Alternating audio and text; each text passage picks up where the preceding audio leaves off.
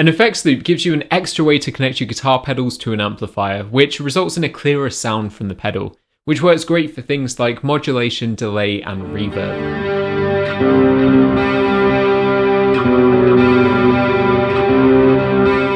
To understand what an effects loop is and how to fully use it properly, it's useful to know just a little bit about what's going on inside your amp. So at a really basic level, your amp's got two main parts. We've got the preamp and the power amp. So we start with the preamp, which takes your guitar signal, makes it a little bit louder, and then shapes the overall tone of it. So this is where you'll find the EQ settings, which are our treble, middle, and bass knobs, as well as a channel volume or a gain knob to add a little bit of overdrive or distortion. So this is where a lot of the tone shaping and a lot of the character of the amp comes from. Then the power amp takes that signal and makes it even louder to drive the speaker. So if we set up our guitar pedals all going into the amplifier's input, which is called setting them up front of amp, then they all enter at the beginning of the preamp, pass through it and have their tone shaped, and then go on to the power amp and out through the speaker.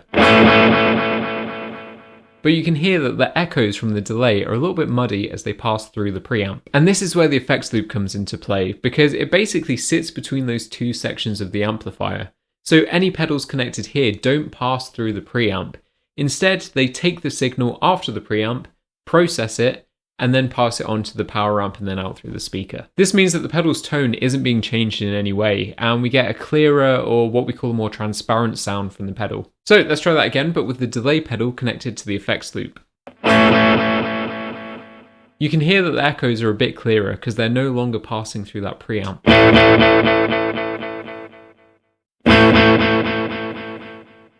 So to use your amp's effects loop, all you have to do is connect a guitar cable from the effects loop send to the input of the pedal that you want in the effects loop, and then connect the output of the pedal to the effects loop's return. And you can still chain pedals together as you usually would and use them with an effects loop.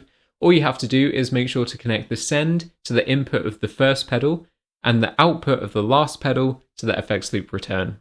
Just remember, the send is sending the signal from your amplifier, and the return is where it needs to go back to. But what pedals do you connect to an effects loop? Well, you can connect anything, and I really recommend experimenting for yourself and seeing what works for you.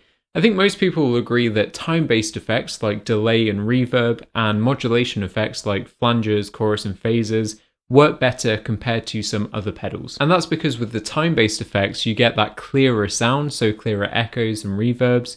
But with the modulation, you get more of the character from the pedal itself, rather than having it shaped by the preamp. I find that gain pedals in particular sound better front of amp as opposed to the effects loop, because in the effects loop, they can sound a little bit harsh. But as I said, you might have a completely different experience, so try it out and see what works best for you.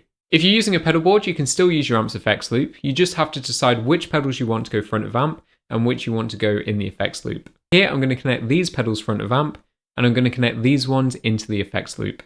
So I'm going to take the output of the last pedal in the front of amp group, and I'm going to connect that to the amplifier's input. Then I'm going to connect the effects loop send to this pedal's input, which is the first in the effects loop chain, and I'm going to connect the final pedal's output into the effects loop return. So these are front of amp and going through the preamp, and these are in the effects loop and not going through the preamp. As a tip, you can get something like a cable snake or a cable organizer just to keep everything closer together, which is handy, especially if you're playing live on a stage. So that's how to use your effects loop. Let me know in the comments down below what effects you're going to be using in your effects loop, and if you've got any questions, drop them there as well. I'll do my best to help. Otherwise, thanks for watching. I'll see you in the next one.